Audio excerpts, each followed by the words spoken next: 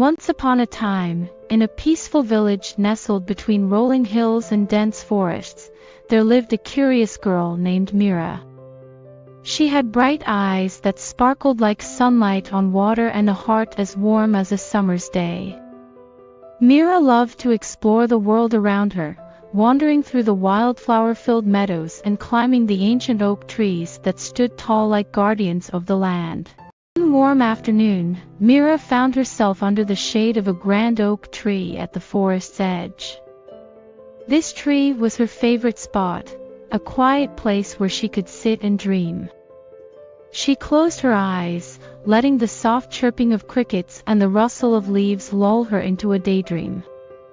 But her peaceful moment was interrupted when she noticed an old man in the nearby orchard. His back was bent as he tried to gather fallen apples into a large, woven basket. The man seemed tired, and his hands trembled slightly as he worked.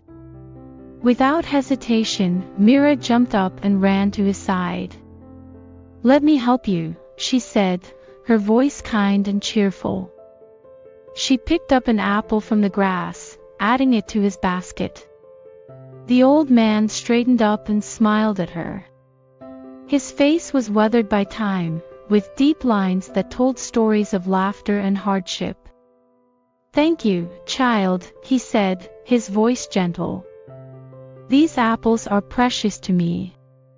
Mira glanced at the apples in her hand. They were bruised and slightly overripe. "But these apples are damaged," she said, her brow furrowed. "Why do you need them?" The old man chuckled softly, his eyes twinkling like stars.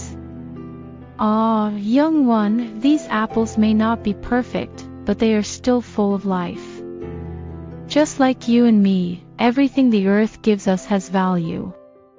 When we waste it, we forget the effort and care that brought it to us." He told her about the bees that buzzed from flower to flower, spreading pollen so plants could bear fruit. He described the rivers that flowed from distant mountains, carrying water to thirsty lands, and the animals that depended on the earth for their survival.